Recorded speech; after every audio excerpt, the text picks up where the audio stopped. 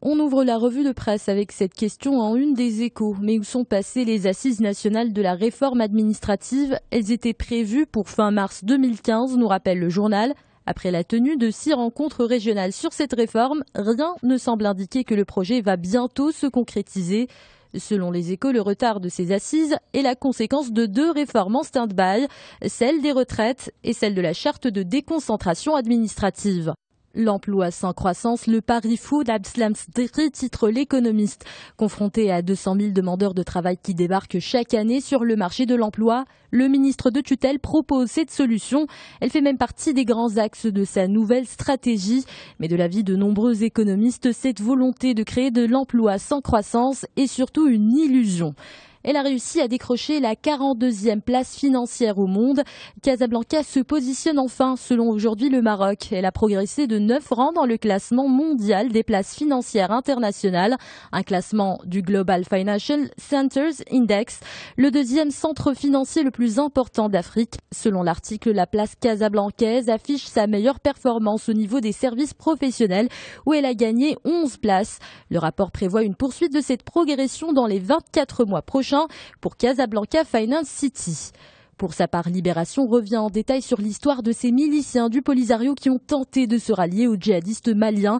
Ils ont d'abord dérobé dans les casernes des camps de Tindouf 4 pick-up militaires équipés de matériel de transmission et d'armes légères. Ces fugitifs ont voulu rejoindre les rangs du groupe djihadiste Al-Mourabitoun dirigé par le terroriste algérien Mourtar Belmourtar.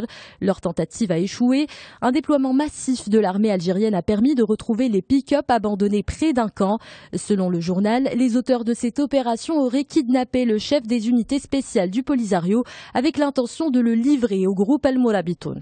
Le quotidien Le Soir d'Algérie la présente comme l'affaire de tous les records. L'autoroute Est-Ouest a été le chantier le plus cher, le plus dangereux et le plus frauduleux du pays.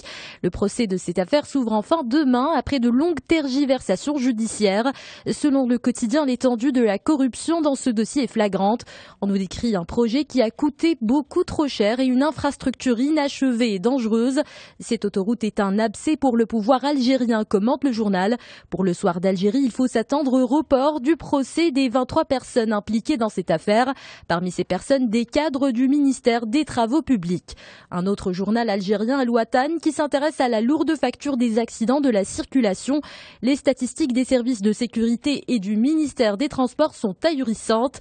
On apprend que les dégâts causés par ces accidents coûteraient au-delà des 100 milliards de dinars annuellement. Manuel Valls reprend la campagne, affirme Le Figaro. À peine 24 heures après les résultats du premier tour, le Premier ministre français enfile son costume de leader socialiste. Il apparaît très impliqué avant le scrutin de dimanche prochain. Il prévoit, selon le quotidien, de multiplier les déplacements dans les départements où le Parti socialiste est en position favorable, comme en Seine-Saint-Denis où il a tenté de convaincre les abstentionnistes. Libération propose cette analyse post-résultat et se demande si les propos racistes et xénophobes des membres du Front National ont eu un effet dans les isoloirs. Sur les 92 candidats listés par le journal pour dérapage raciste, 37 ont été éliminés au premier tour, soit un peu plus du tiers, écrit Libération. Pour le quotidien, il reste difficile d'affirmer s'il y a eu une prime significative au racisme dans les urnes. Jeune Afrique s'intéresse à une télé-réalité qui s'attaque à un sujet des plus sensibles, l'immigration clandestine. Le programme s'appelle Retourne d'où tu viens. Il sera bientôt diffusé sur une chaîne flamande en Belgique.